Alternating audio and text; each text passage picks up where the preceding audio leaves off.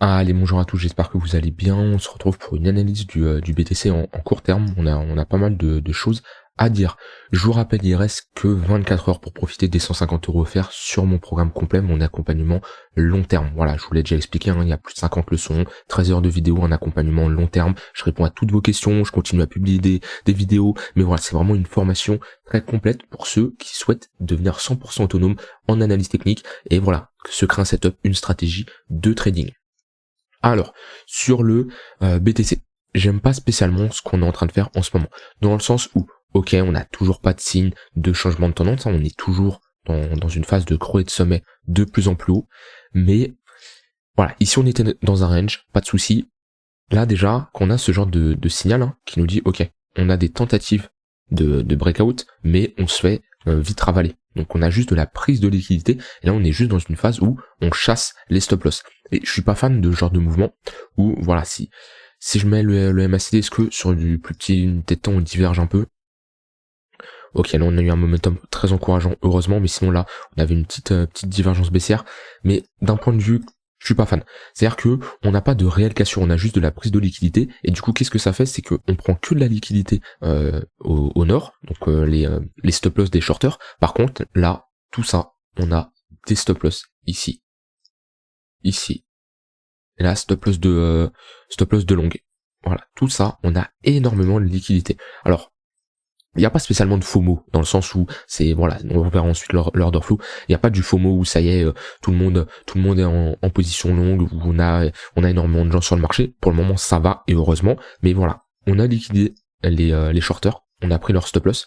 Ici, hein, le dernier, bah c'est ce niveau-là, les stop loss qui sont actuellement, mais il y en a très peu comparé aux longues. Ça se voit, on les a chassés. Hein. C'est-à-dire que là, on a eu de la chasse, voilà, on enlève cette chasse-là. Ici, on a eu de la chasse avec ce niveau-là, et ici, on a eu de la chasse. C'est pas très encourageant. Maintenant, on n'a pas de signe de retournement. Ça me fait un peu penser comme là, hein, dans le sens où, voilà, ici, on chasse, mais on réintègre. Hop, on chasse, mais on réintègre. On n'a pas de réelle cassure. Et ça, en général, je suis pas fan. Je vous avoue, ce genre de choses, je suis pas fan. Donc, à voir comment le marché évolue. Moi, pour le moment, je suis toujours dans la création d'un wallet long terme. Moi, je continue de me positionner sur certaines altcoins que je trouve pertinentes. Maintenant, tout ce qui va être swing trading, trend following, c'est un peu trop tard pour se positionner. Tout ce qui va être day trading, il y a des opportunités, mais j'agirai plus dans un range et non plus en suivi de tendance. C'est-à-dire j'attendrai vraiment d'avoir une vraie reprise du marché, que ça soit à la hausse ou à la baisse, pour me dire ok, là je vais pouvoir rentrer. On voit qu'on a nos tunnels Vegas, nos moyennes mobiles, ils sont assez plates. Voilà, même si je mets des moyennes mobiles classiques, hein, moyennes mobiles 7, 20 et 50, voilà, on accompagne bien la tendance, on arrive à avoir des moyennes mobiles qui sont assez plates pour le moment. Donc voilà, ça nous indique ok. On n'est plus, voilà, là on voit qu'on est dans une magnifique tendance haussière, on voit la moyenne mobile de 20 périodes, on fait support dessus, voilà, on a toutes les moyennes mobiles qui sont dans une phase haussière, là pour de la suivi de tendance, c'est parfait. Ici, on est en train de poser un range, on voit les moyennes mobiles sont assez plates, le prix ne fait pas de creux et de sommet de plus en plus haut, ou alors légèrement, mais on vient surtout chasser la liquidité. Si je mets les tunnels Vegas, c'est pareil, on voit que le 15 minutes il est assez plat, comparé à là où il lead bien la tendance, le 1 heure il commence à devenir plat. Moi, là on est plutôt dans un range et il y a rien qui me dit que voilà, moi ici je prends pas de position, que ce soit à la longue ou short pour de la suite de tendance. Il y a pas d'opportunité. J'attends vraiment d'avoir une réelle cassure, qu'on reparte comme on a fait ici. Voilà, ici on rangeait, hop, on a une cassure et là on a tenu nos moyennes mobiles. Maintenant, ici, c'est compliqué de se placer. Donc je ne sais pas dans quelle direction ça va casser, hein. C'est pour ça. Le but c'est pas toujours chercher à avoir raison. Le but c'est, vous avez un plan, vous avez une stratégie, vous savez sur quel niveau vous devez agir. Voilà, vous agissez dessus, vous enclenchez votre setup et tout. Moi à l'heure actuelle, je ne sais pas si ça va casser au nord ou au sud. Hein, et quelqu'un qui vous dit, je suis sûr à 100% que ça va casser au nord ou au sud, c'est un menteur. C'est pas possible.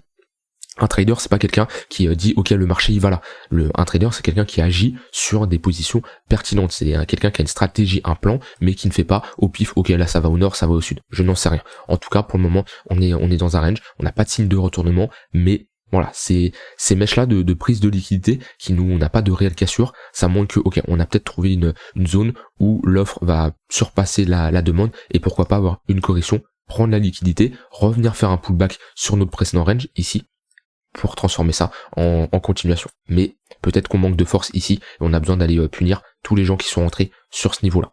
On pourrait combler notre zone d'imbalance qui est ici, chasser au passage tous les stop-loss, et voilà, revenir dans notre tunnel 4 heures, bah ça serait pourquoi pas intéressant pour avoir une entrée plus intéressante.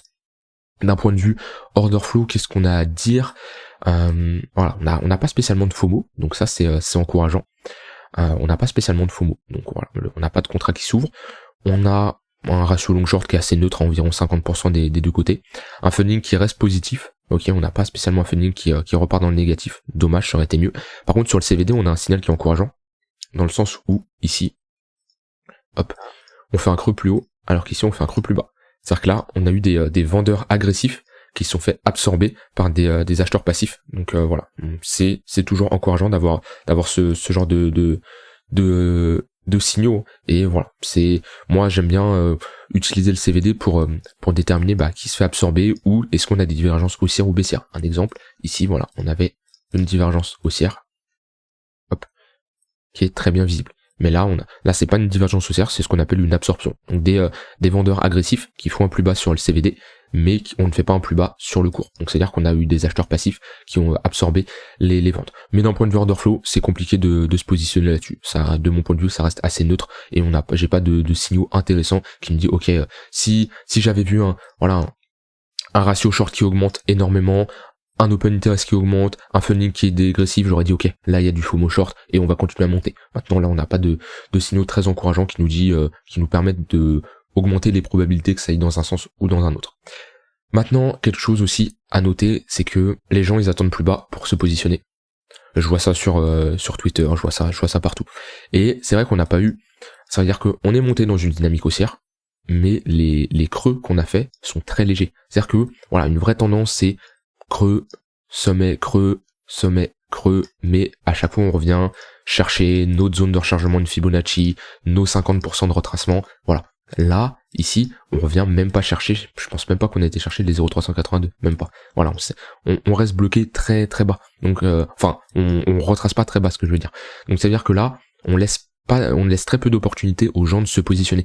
Et c'est peut-être dans un but de continuer à monter, en laissant très peu de gens se positionner, et les gens en fait ils attendent tous un pullback pour se positionner, donc au final ils se positionnent pas, et en fait les faire positionner, par exemple on casse les 25 000 $, hop, on casse ces 25 000 $, là les gens ils disent ok c'est bon, c'est là, j'ai raté le train ici, je le raterai pas là, et puis là hop on corrige. Alors je dis pas que ça y est c'est retour à la cave, hein, mais je dis juste que ça peut être une façon de voir les choses, parce que je vois il y a beaucoup de gens qui parlent de pullback. J'aime bien suivre en général des gros comptes qui font des sondages pour voir un peu les gens, comment ils sont exposés, comment les gens ils comptent rentrer, et je vois beaucoup de gens qui disent je me positionne pas là, j'attends un pullback. Ça peut être encourageant dans le sens où on peut les faire FOMO plus tard. Voilà, c'est pas un conseil en investissement, mais toujours se prendre toutes les éventualités, et surtout savoir, ok, si on casse ces 25 000 $, qu'est-ce que vous comptez faire? Si on réintègre, si on casse en dessous les 20 000 $, qu'est-ce que vous comptez faire? Voilà, c'est toujours avoir un scénario, un plan, une stratégie qui nous dit quoi faire tout simplement. Je vais te faire regarder Ether. Alors lui, Ether, il est dans un plus gros range. Ok, il nous fait une bonne performance aujourd'hui. Ça serait bien qu'il clôture au-dessus de ce niveau-là. Hop, voire au-dessus de ce niveau-là. Parce que ces derniers jours, c'est vrai que BTC a été plus fort que Ether. On le voit sur la charte ETH, voilà, ETH BTC. Voilà, on voit, on a bien corrigé. Maintenant, c'est intéressant, c'est qu'on est revenu chercher ici. Je l'avais dit, hein, si on commence à venir casser ce niveau-là, on va rechercher une autre zone d'accumulation en week-off, qu'on est revenu ici. Et on a très bien réagi dessus. Et on est en train de structurer quelque chose de bullish, un W. Donc sur support, hein, vaut mieux changer ces BTC en Ether, et sur résistance, vaut mieux changer ces Ethers en BTC. Avec toujours bien sûr un stop loss, hein, parce que si on fait ça, voilà, acceptez vos pertes et retransformez vos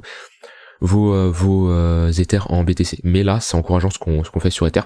Et BTC a bien tiré Ether pendant la première phase là, et pourquoi pas avoir un Ether qui resurperforme le BTC et qui l'encourage à pump et à pas retracer. Mais en tout cas, si Ether, ça serait bien qu'on vienne s'affranchir de ce niveau-là, puisque on casserait notre haut de range. Pour le moment, c'est juste de la chasse au stop loss. Voilà, ici on a juste pris les stop loss, on a méché, on a réintégré. Donc alors je dis pas que c'est pas encourageant, je dis juste que c'est beaucoup plus intéressant d'avoir une réelle cassure. C'est-à-dire qu'on veut un breakout, on veut, voilà, ici on est dans un range, là on prend les stop loss, on réintègre, là on a une réelle cassure, on n'a pas juste des mèches, et ça c'est beaucoup plus encourageant. Mais Ether, la chart globale reste beaucoup plus bullish que sur le BTC. La chart vraiment en weekly, voilà. Si on commence à casser ce niveau-là, bon, on aura un signal très puissant. Voilà, j'ai terminé pour cette revue. Donc vraiment pour récapituler, hein. Pour moi, on est dans un range sur le BTC, et pour faire de la suivi de tendance en intraday, j'attendrai une réelle cassure, que ce soit à la hausse ou à la baisse, pour avoir un vrai avis sur la situation. Mais pour moi, là, il y a très peu d'opportunités. Il y avait énormément d'opportunités sur cette montée, sur des pullbacks, sur des mois immobiles, mais là, il y a très peu d'opportunités. Par contre, sur pas mal d'alcool, on est toujours sur des niveaux intéressants pour pour se positionner, travailler son wallet long terme, voilà, se concentrer là-dessus.